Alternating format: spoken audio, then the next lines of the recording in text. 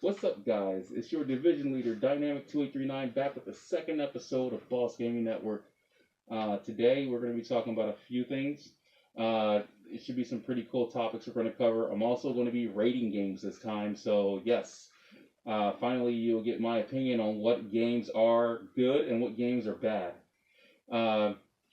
Happy New Year! It is now 2018. Yeah, definitely we'll make a great new year. Hopefully some great new games will release. We'll get some new VR games. VR is like my main focus at the moment. I really want to see some good stuff drop for this game or this console itself. Okay, so we're going to start out with talking about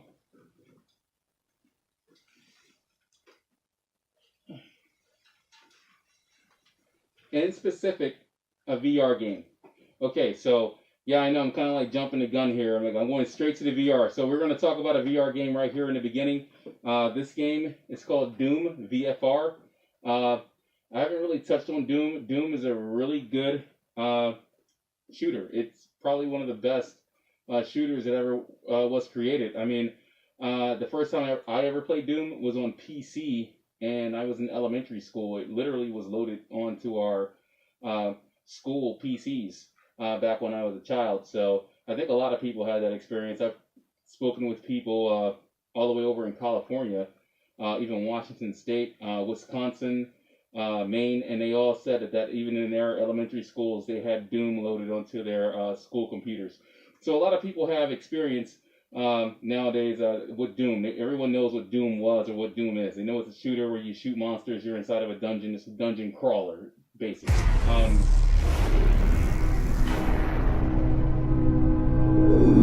Welcome to the UAC.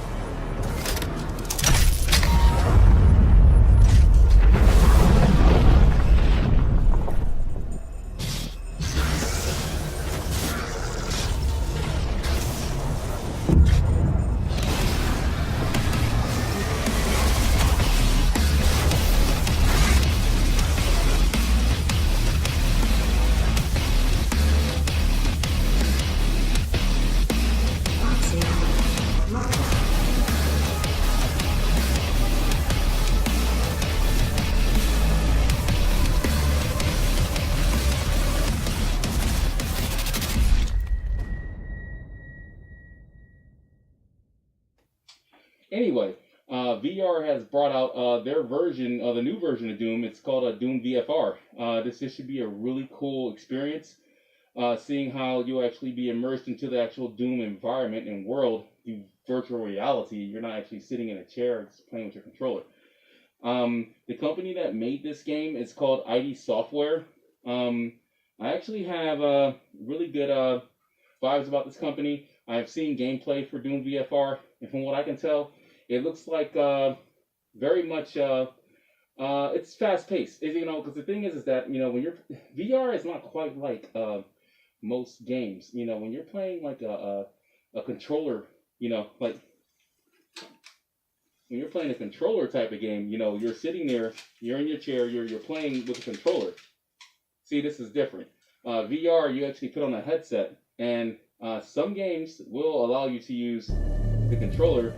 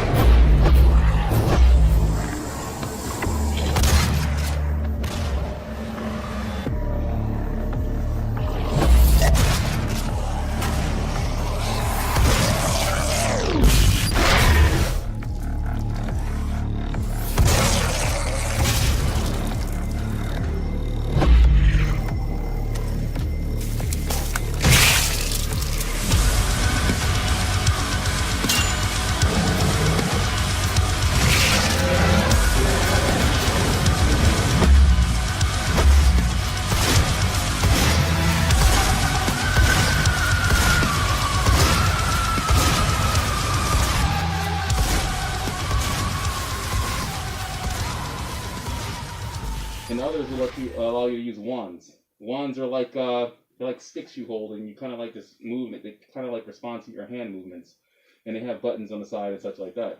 So in this case, Doom VR for the PS4 anyway does use the wands, and there is an ability to where you instead of like running around and using your controller to move forward or backwards, you just pick a location and you press a button and you teleport to that location.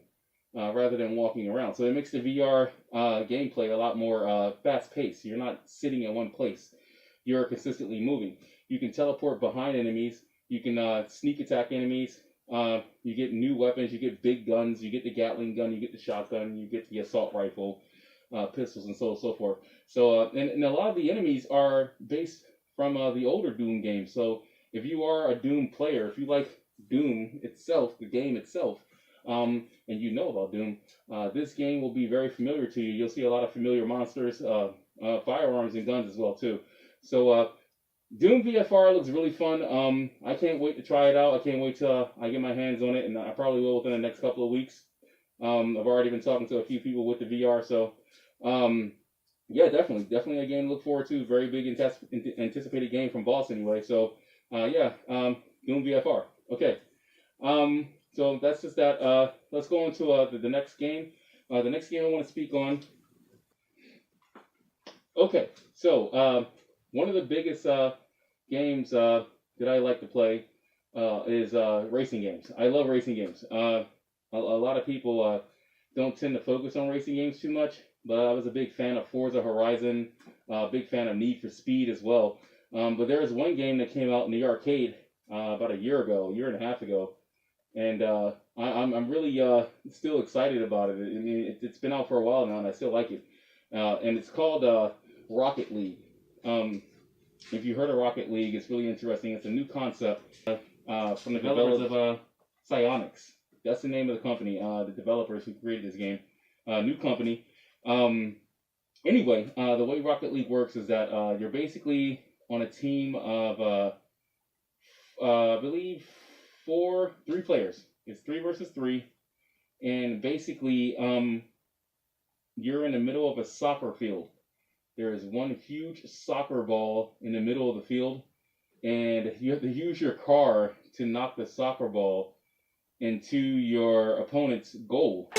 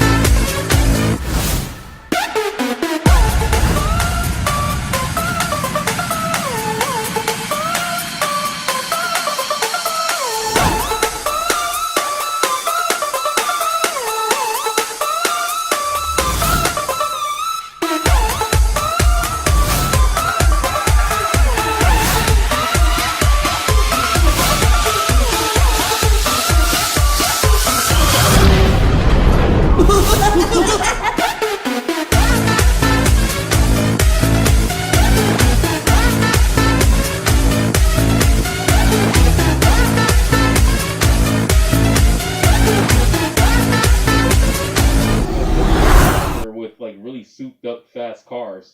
I enjoy the game. It's really fun. Anyone can play it. It's for all ages. And you can have a 6-year-old play it, or you can have like someone in middle age play it, and it's still that much, and and it's enjoyable. So, now the thing about Rocket League is that what makes it so special is that they have the cars are DLC. So basically you can get downloadable content for cars like the Batmobile. You can download the Batmobile and actually play with the Batmobile within Rocket League. You can also download the McLaren from like Back to the Future. I have both of those cars in Rocket League for downloadable content, and it's pretty fun. A lot of them are faster, some are smoother, some can rotate quicker than other vehicles. And the game itself, it's just fun. It's just good old, hey, let's get some friends together. Let's try and see if I can score a point on your team versus my team. So it's pretty awesome. Rocket League, I would say, is probably one of the newer games that came out last year that I really enjoy. Really enjoy, as in like just a good fun. Hey, I want to waste some time. This is a good time waster. This game is good. Well, I wouldn't really put any serious gaming hours into it. Just something to kind of pass the time, like on your lunch break or something like that. So.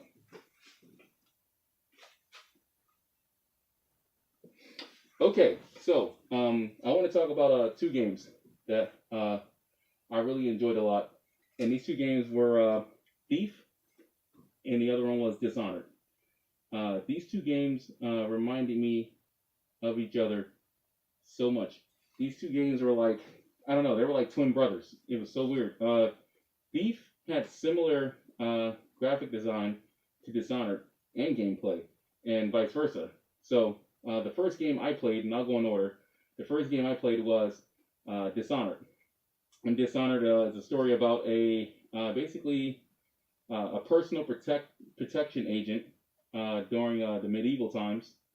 Magic was relevant. They did have wizards and such like that during this time and age. The thing is, a setup goes down to where the personal protective agent could not complete his job. The person he was there to protect, which was the royalty, the queen, he failed to do. And basically the game takes place from there.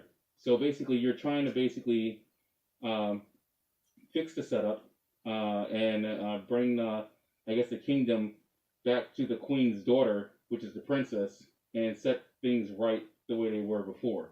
So besides that, the gameplay itself, there's a lot of stealth involved. You have to basically sneak around your enemies. You have the ability to use magic, swords. There was also guns in the game. I don't think there were guns so much in Thief, but in Dishonored there was guns. With this being said, you could actually, there was a little sniping in the game. You could snipe a little bit. But the way this game worked, and was very similar to Thief, is that each time you progressed a level, you would be basically given a mission. And this is how the levels were set, and this is how the story progressed as well.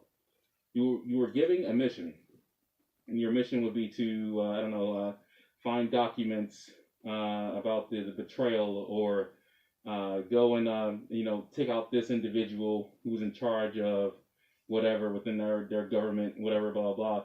And it was, you're like a hitman in that game.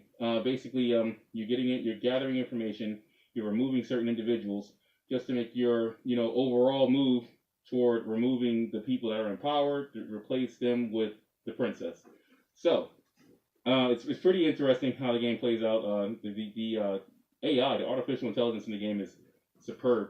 I mean, they can actually, they actually look and listen as if, like, they're actually, like, real players. They don't seem like NPCs.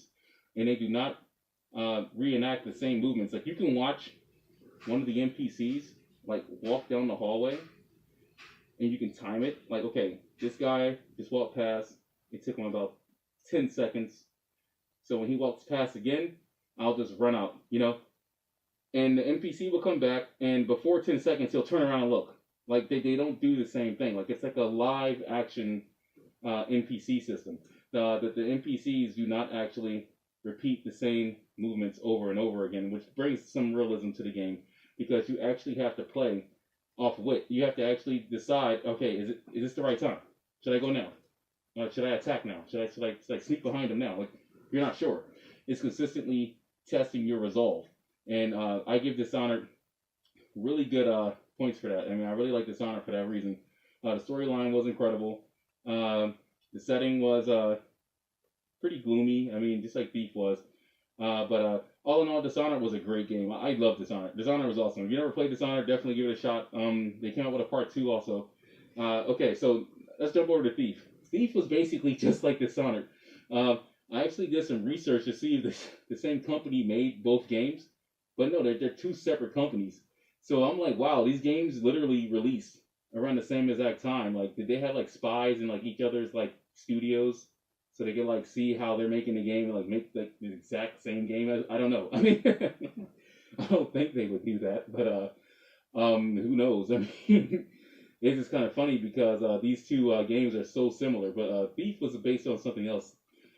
Basically, he was Thief is based off of a guy who was named Gerald. He literally has he's like the best thief in like all of the land, whatever the case may be. He does high end jobs for a lot of money, so he's like a famous thief. He has a protege, which is a young girl. She is basically following in his footsteps. Um, anyway, she makes a mistake in one of her jobs. He's there. He witnesses it. He tries to tell her to stop. She keeps going. Um, they were trying to steal something from some sorcerers, or they stumbled upon some sorcerers. I don't even think they were trying to steal anything from them. They were finished with a job. They just finished stealing something, and then they were going home, and they ran across a group of sorcerers doing some like satanic ritual or something like that. Anyway, she gets too close.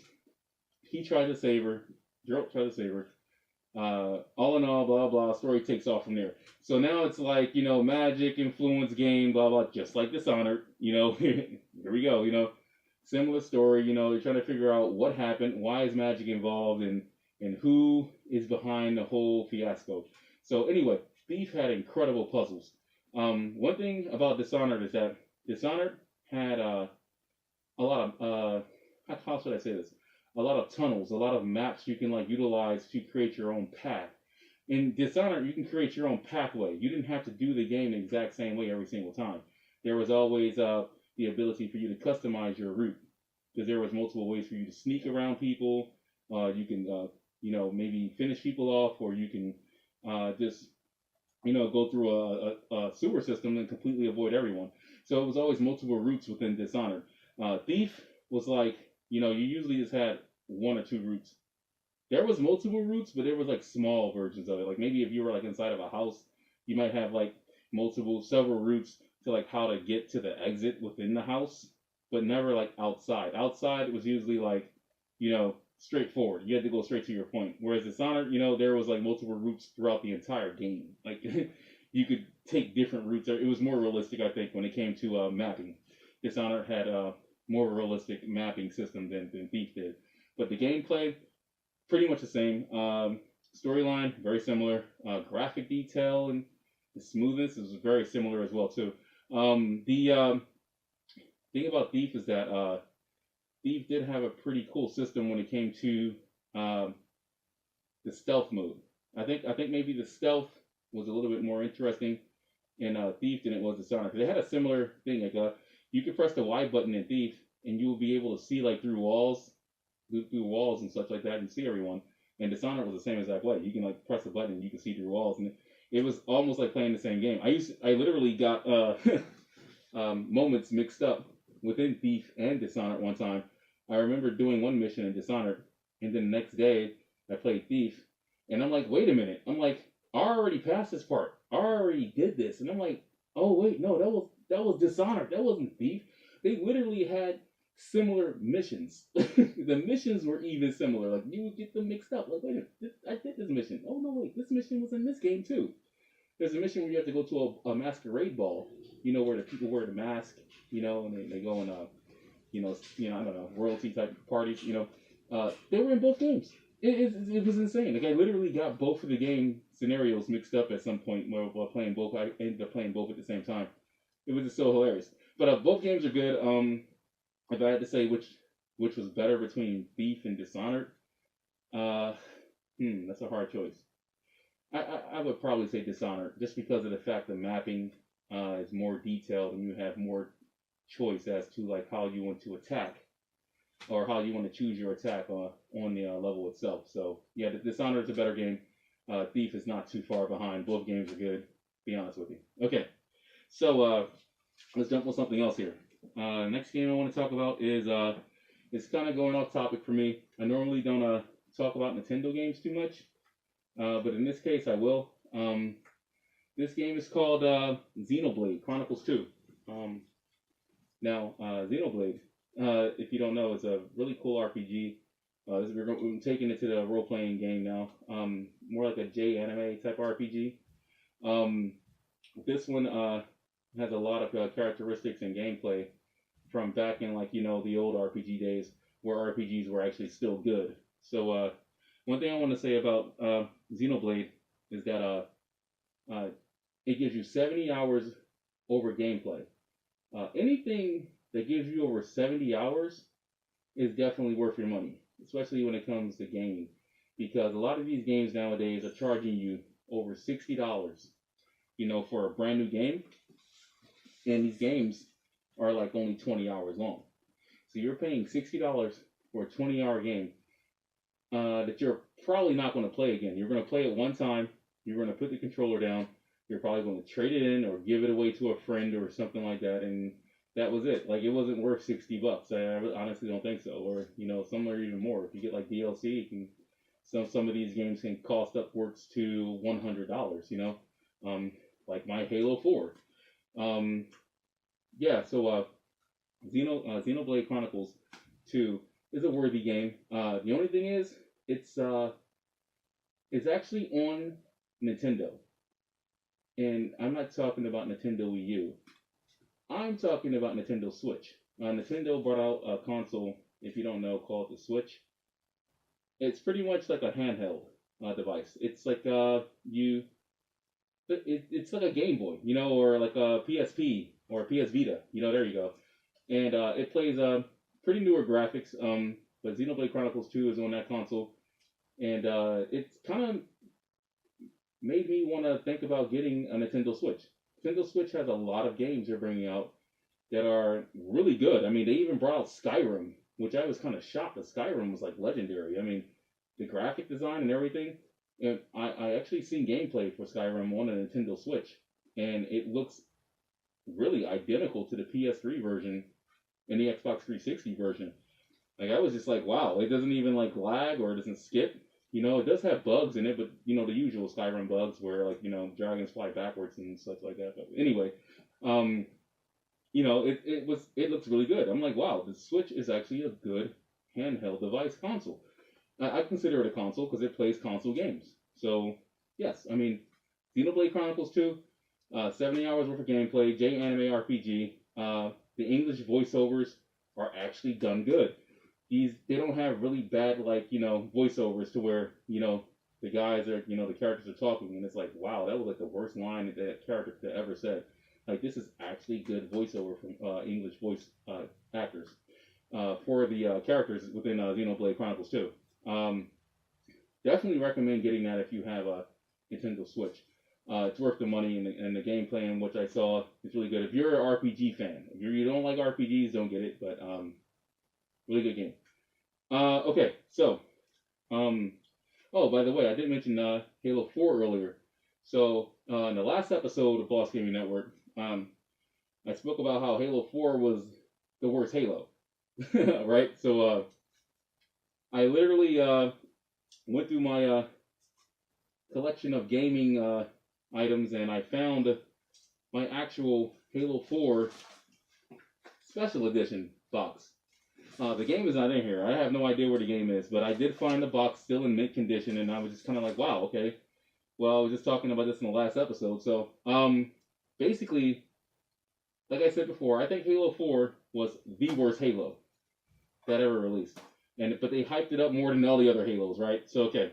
Remember the whole, like, John, wake up, John, and all that stuff? Yeah, that was Halo. So,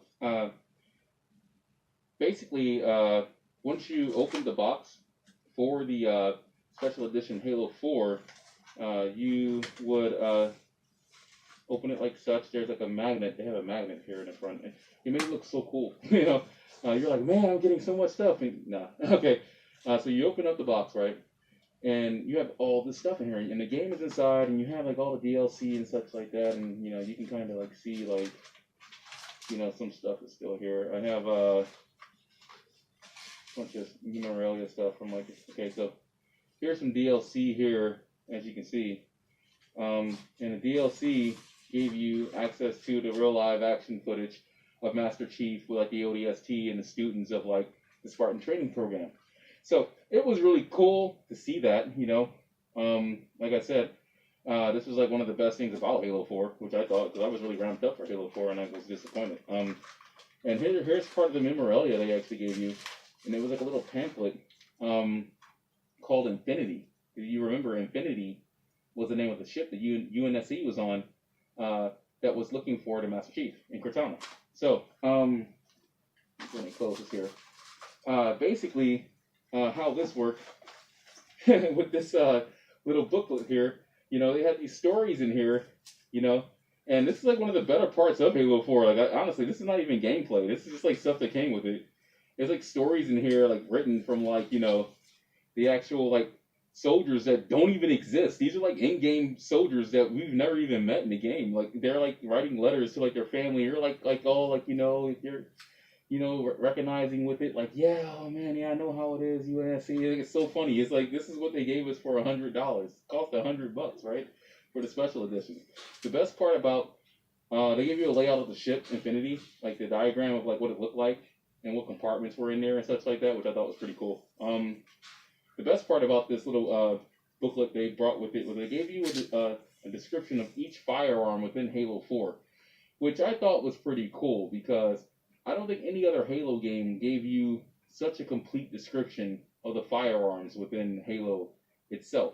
You know, they gave you a complete description of each firearm. You know, the SAW, the sniper rifle, the DMR, which is one of my favorite, sticky detonator. I mean, it's just like, wow, all this stuff was in here. They even going as far as like, you know, what the Spartan's diet is and what the Spartan's exercise is. And it's just like, like, wow. And the medical care and such like that. Like, come on, these are gaming characters. Like, they went so deep into it. And it's like, okay, so a normal game for, that's brand new, would be $60, right? This special edition for Halo 4 cost literally $100. It was $100. So basically, you paid an extra $40 on top of, you know, the normal price of a game to basically get extra memorabilia for Halo 4, which literally had no real connection with you playing the game. I mean, it was more like a personal thing. I mean, it was like, really, like, I literally paid 40 extra bucks for this box, and I guess the best thing I got out of it was the real live motion picture of Master Chief. You know, that was pretty cool. But it was like, wow, you know, Halo 5 was so much better than Halo 4, I think. But yeah, interesting how they did that. This was one of the most interesting special edition games I've ever purchased in my entire life. So yeah, Halo 4. I brought this up in the last episode of Boss. So I happened to find it, so I just figured I'd talk about it this episode. So there it is. Okay, so now we're going to go over to another game. All right, so actually, let's just go ahead and get into the Boss 5 game rating. I said I was going to start rating games for Boss, or games that I've played or have experience with, and I'm going to do that now. So we're going to actually rate 5 games. I have a list of games here, and I'm going to choose. And these are games I've actually played, and I'll give a rating for it, and I'll tell you why I give a rating for that. Alright, so, Boss, 5 game rating. First game, and a lot of people might already know this game. Portal. Created by Valve. The developers are Valve. Valve Corporation. So, Portal was a really, really good game. It was sort of ahead of its time. It was a game based on in case you don't make it through the testing. Goodbye.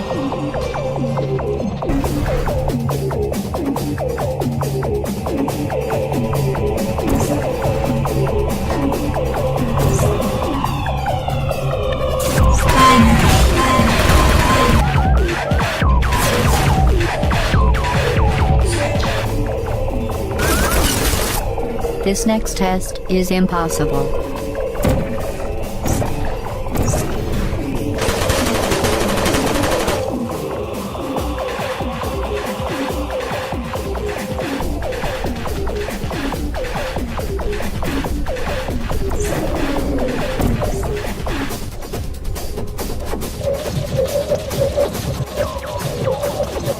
Now you're thinking with portals.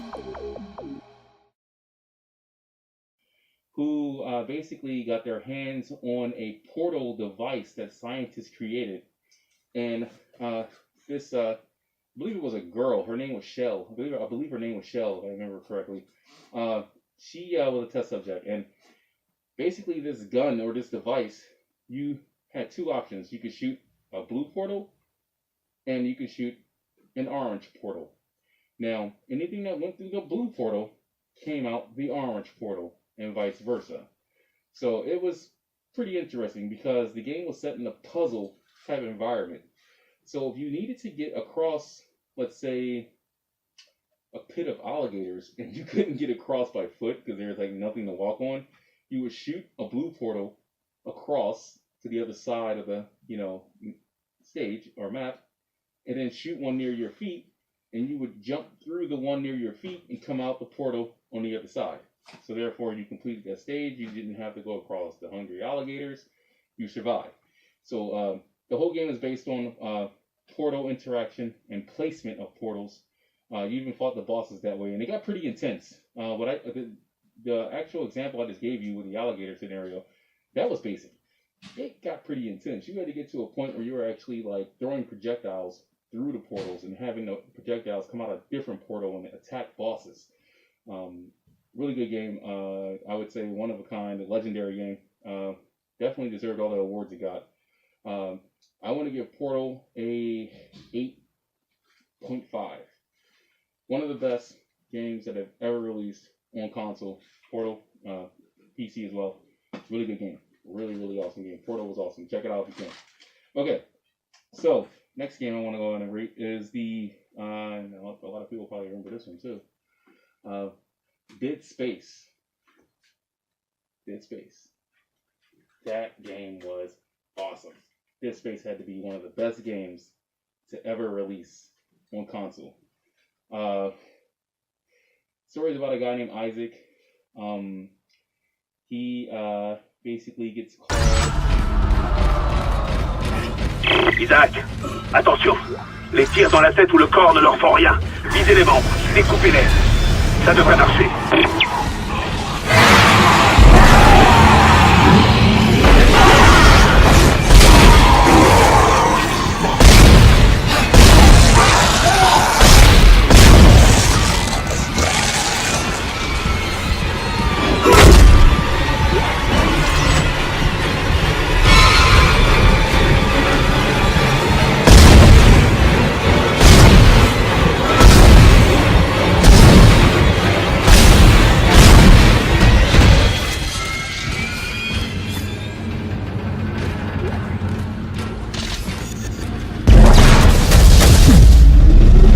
Séquence d'allumage initialisée.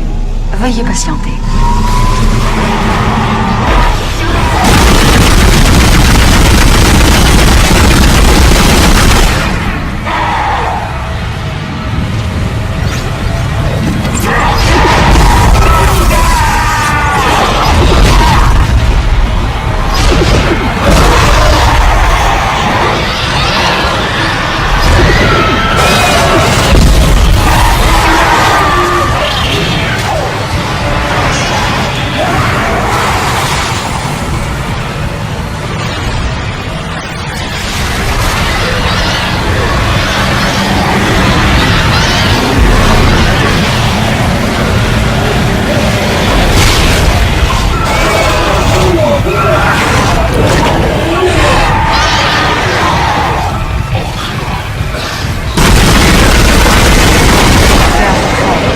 Veuillez confirmer l'allumage.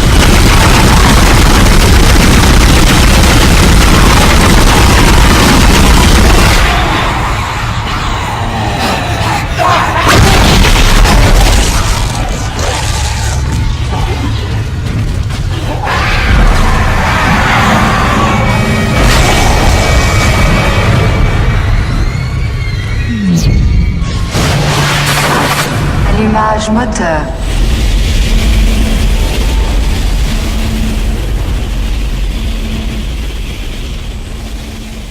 Investigate one of their, I guess, the Star Fleet's or the human fleet's spaceships disturbances that his girlfriend happened to be working on.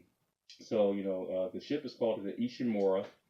So you're headed with Isaac and with a security team in a security ship to go check out the Ishimura to find out what's going on the ship and what's happening with Isaac's girlfriend. Is she safe, or what happened? Is she alive? So the game picks up from there. You ended up crash landing on the Ishimura with the security team, and you find out there is a bunch of horrific things going on.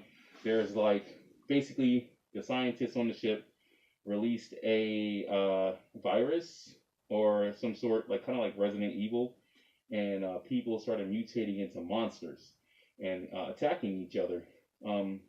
Game is really gruesome. I would consider it more of a horror game, but it's a fun horror game. I don't even like horror games like Silent Hill and all that stuff. It's a little bit too creepy for me. But this game was horrifying, but it was fun. Dead Space, in my book, is still one of the best horror games. It's up there with Resident Evil. I'll give it that. Resident Evil has more titles, of course, and more time. It's been out in the field for a lot longer. It has way more experience in how to scare people the right way. But Dead Space came along just right. They did everything correctly. Good space horror thriller. Definitely good game. I'm going to give Dead Space an 8. I'll give Dead Space an 8. And that's good. It gets kind of repetitive after a while. It's kind of like you're doing the same thing over and over and over and over and over again. Even in part 2, it was the same way. It was kind of like, repetitiveness. But the graphics are good. The jump scares are really awesome. The guns are really different and intuitive. Whoever thought of those guns definitely had a great idea, with the slicing and the different type of shooting and the magnet gun, and that's pretty awesome too. Like the futuristic type style weapons, I think that was pretty awesome. But I always stuck with this, the normal assault rifle and pistol in the game. I did pretty good with those. Yeah, I give it an 8. Dead Space, awesome game, love it. Okay. Next game we're gonna go with is, and not too many people probably know this. This is RPG. Okay, so we're going to an RPG now. Dragon's Dogma. Okay. Dragon's Dogma was one of my favorite RPGs ever. I was a beta player for that game. You actually got the chance to develop your character. Kind of like, I guess, Saints Row. In Saints Row, you got to develop your own character. Facial, race, body build, voice, even clothing and such like that. Dragon's Dogma was pretty similar. You could basically create your character. You can give them scars if you wanted to on their body. You can make them stand out, or you want to give them different hairstyles, height, weight, voice, eye color. You could change everything, and it was pretty cool. The only thing about that game, they did promise a multiplayer for that game, which never really happened. Instead, they gave us some sort of a multiplayer event scale where you would play a stage with the computer, and then your friends would play the stage with the computer, and then you would match your scores up. I don't know if I can actually call that multiplayer. That's more like just freaking ranking. That's just ranking. It's just a ranking system. I'm like, what are you talking about, multiplayer? It's not multiplayer. You're still playing with the computer. Multiplayer is when you're playing with real live people. You can actually talk to each other while you're playing the same exact game in 2 different places. How do you get multiplayer from a ranking system is beyond me. I don't know how Dragon's Dogma came across that, or how they even came into that idea that, anyway, developers for Dragon's Dogma was Capcom. Capcom, we all know and love. Those are the guys that created Street Fighter, and other J-anime fighter games too. But this was their first attempt at an open world RPG. Definitely want to give Capcom a lot of props for Dragon's Dogma, and their DLC brought even more glamour and difficulty and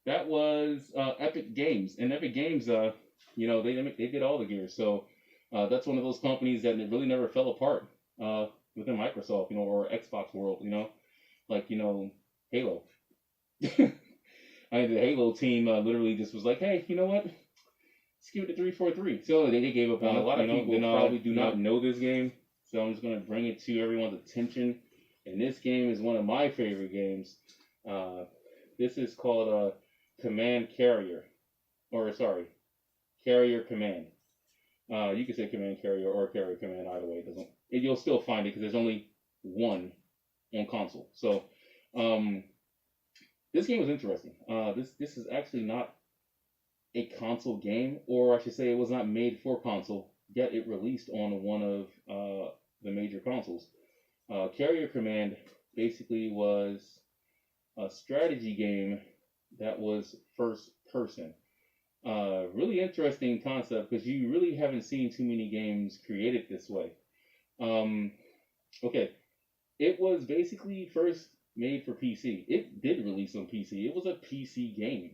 Like, somehow or another, they decided through, I guess, a massive vote of people asking for it, they brought Carrier Command over to Xbox 360. And the funny thing is, it's only on Xbox 360. It's not going to Xbox One. It's not going to ever go to any other console. It's just going to stay on Xbox 360 and PC. Which goes to tell you how much power the 360 had back in its time. I mean, back in like 2011, 2012, I mean, the 360 was incredible. It was, for a console, it was actually pretty good. A lot of people were sleeping on the Xbox 360. I still think it was one of the best consoles ever made, if you ask me, was the Xbox 360. But it did house Carrier Command, which is a PC game. Strategy game, basically you were a naval fleet, and you would basically sail across the ocean, find islands, and you would take over the islands. And the islands usually had like defense systems, and you had to break the defense systems. You had like these stealth aircraft that you can launch from the naval ship you had. There were like these waterproof tanks that could go over like the ocean. You can use those to also take over the island, and you just kind of acquired newer weapons as the game progressed. You even got your hands on like a rocket launcher that you can actually shoot from the ship. And literally like a nuke. You could shoot a nuke from like the ship. and literally take out a whole entire area, devastated. It was really good game. Storyline was kind of shaky, but all in all, the idea of you being strategic with all these military units and components. Now the thing is, the game was really glitchy. That was the bad part. The game did not sit. It was not smooth, I should say. If you turned right, the camera shook. If you went straight, the camera shook. If you went backwards, it didn't matter. The camera always shook. If you tried to shoot, you were always off your target by an inch or two. You always had to continuously readjust your reticle so you can actually have a perfect shot. Or there was auto aim. So basically it would just the bullets would go directly to the enemy, which made it a little easier. But the whole it was just really glitchy on the 360. The movement wise, it was really glitchy. The character interaction, the voiceovers, they were British voiceovers, so you kind of got an idea how that went. So it wasn't hey, what's up? It was more like, hey, you bloop, bloop, bloop. It was it was kind of you had to get used to listening to the British accent versus listening to an American guy talk. So the game was good. I think it was better on PC personally, but on the 360, I would have to give Carrier Command, Gaia Mission. I'll give it I'm going to give it a 7. And 7 is not bad. I mean, that's only because of how rigid it was. It wasn't really smooth. But 7 is good for the idea of it. The game does play through if you stick with it, if you don't get sick of the rigidness and it's not smooth. But it is good. It is worth it. I still have it. I still play it every time again, every now and again. So it's not a bad game. Carrier Command, Gaia Mission, 7. Boom. Yep. All right, guys. So that's it.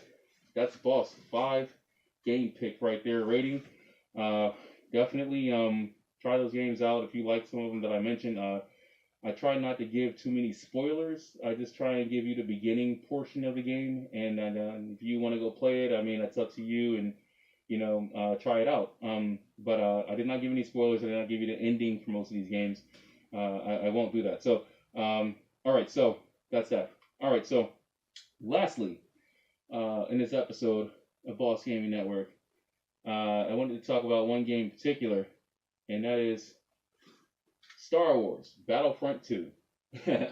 Yes, Star Wars Battlefront 2. Okay, so we all remember Star Wars Battlefront, the first one, right? It kind of was a disappointment. They kind of did us like a Halo 4, you know? Right, so basically what they did is that they overcharged us for a game because of the name. The name itself made us spend a lot more money than what we should have. Everyone got the DLC and the special editions and all that good stuff, and it was great and everything. But when you got Battlefront 1 Star Wars, it was kind of like, wow, this is probably the most repetitive game I've ever seen in my entire life. It felt like the game only had 2 stages, and you just did multiplayer on it over and over again. There was like, I remember in the beginning, it was like no campaign. Like you literally just put the game in your console, and you're like, yeah, I'm gonna play some Star Wars, right? You're like, yeah, got the controller. You're like, yeah, I'm gonna play some Star Wars, right? Yeah. You get on there, and it's like, bro, we just played the 2 same stages. Like where's the campaign? Like, is it okay? Where's the storyline? What are we doing here? Like, it was like it was like Battlefield multiplayer where you just like kind of jump from like server to server. You're just like kind of playing with friends, and you're playing on this server, you're playing on that server. It was like that.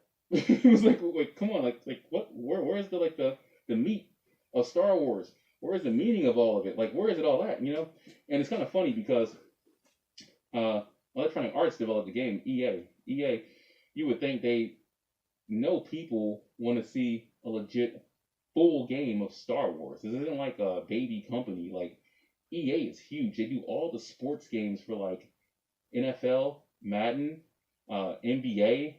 They do all the sports games, and it's like they give those players full scope gaming idea, at least like what people want to see, And it's like Star Wars Battlefront 1 was sucky. Anyway, Star Wars Battlefront 2, the new one. They literally apologized. This game is phenomenal. I like part 2. Star Wars Battlefront 2. Literally, you get the space venture. You have a campaign you can actually play now. And the sound effects. I noticed that now when you use a lightsaber or when you use your actual laser gun, it actually sounds like Star Wars.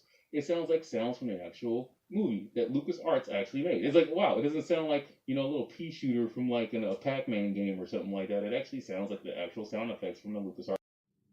Yeah, guys, so Star Wars Battlefront 2 has definitely made a great impression on Boss.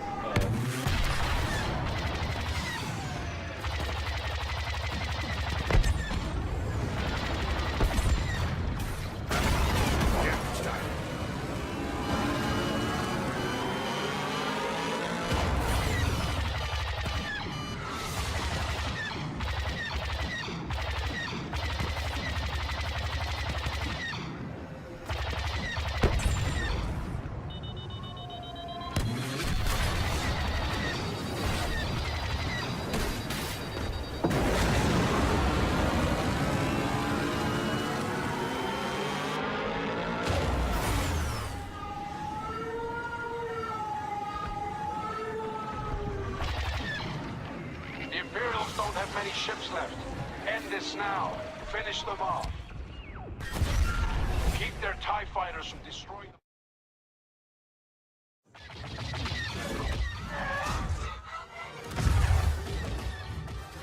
Today marks a major victory for the Alliance. When you can make a jump that far from your first title, and then the second one make that much leap and bound, I see progression. I also see effort. Whenever I see developers putting forth effort to please their gaming fans, we always have a special place here for you at Boss. So, with that being the case, definitely a good game. Looking forward to playing Star Wars Battlefront 2 as soon as I get the chance, and that'll probably be here in the next coming weeks. as well. So, all right, guys, that's going to conclude this episode of Boss Gaming Network. If you have any questions about gaming, I am full of answers. Just go ahead and contact me on my email, or you can text the phone number at the end of the show. You'll see it there, and I will text you back any answers you may have. Answers for questions you may have. Also, our Twitch, Dynamic2839 is our Twitch. Definitely go on there, follow, see some of the gameplay. We actually streamed God of War 3, the entire full playthrough of that game, if you're interested in that as well, a while back. And also, if you want to send me a friend request, my gamer tag, my PSN name, my Steam account name, and my Nintendo ID is Dynamic2839. Dynamic2839 across all consoles, including Steam on PC. That is my name. You can also send me a friend request on there. Definitely, and we can probably get some gaming in. Maybe even start up some good clan battles or such like that. So definitely. All right, guys. Thanks for joining in. Thanks for coming to watch another episode of Boss Gaming Network. And as always, boss up.